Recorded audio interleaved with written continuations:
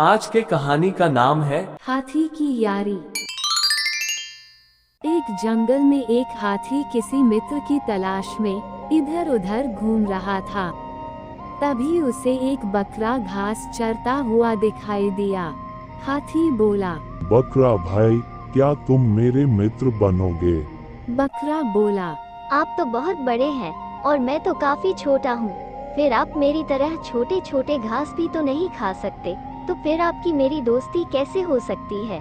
कुछ दूर चलने के बाद हाथी की मुलाकात एक गिलहरी से हुई। हाथी ने गिलहरी से कहा, क्या तुम मेरा मित्र बनना पसंद करोगे?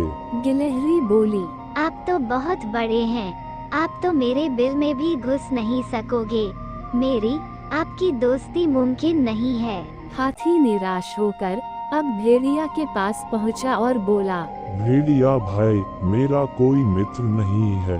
तुम अगर मुझे अपना दोस्त बना लो तो तुम्हारी बड़ी कृपा होगी। भेड़िया बोला, अरे वाह, मान न मान, मैं तेरा मेहमान। तुम इतने बड़े और मैं इतना छोटा, कुछ तो सोचो। यह बेमिल दोस्ती नहीं हो सकती। फिर मेरी तरह शिकार भी तो तुम नहीं कर सकते। जाओ भाई जाओ, अपनी दाल कहीं और गलाओ। अचानक हाथी को एक चूहा दिखाई दिया।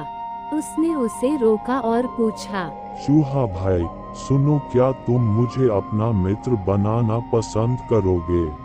देखो, ना मत कहना, मैं बड़ी उम्मीद से तुम्हारे पास आया हूँ। बोलो, बनोगे ना तुम मेरा मित्र? चूहा बोला, ना बाबा ना, अपना साइज तो देखो। गलती से यदि मैं तुम्हारे पाँव के नीचे आ गया तो मेरी तो चटनी बन जाएगी।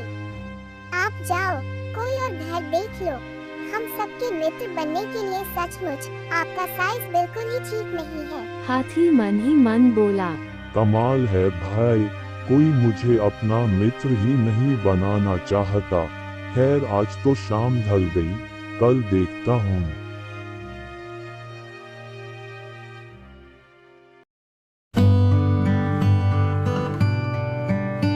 अगले दिन हाथी ने देखा कि जंगल के सभी जानवर बहुत तेजी से भाग रहे थे। उसने भेड़िया से पूछा, क्या हुआ? तुम सब ऐसे क्यों भाग रहे हो?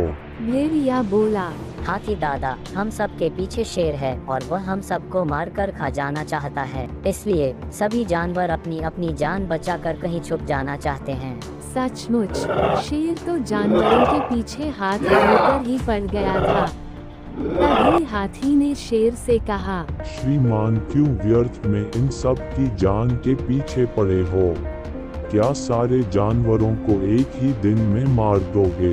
शेर बोला, अरे जाजा, अपना रास्ता देखो। जो मेरा दिल करेगा वही करूँगा, इससे तुझे क्या लेना? हाथी को समझ आ गया कि लातों के भूत बातों से नहीं मानते। उसने शेर को जोर से एक लात मारी। तभी शेर के होश ठिकाने आ गए और वह डर कर भाग गया।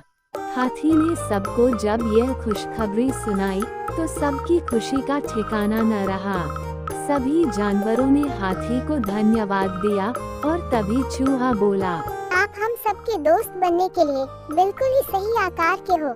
इसलिए कहा गया है कि मित्र वही जो मुसीबत में काम आए। साथ ही एक व्यक्ति का आकार उसके नैतिक मूल्यों का निर्धारण नहीं करता है।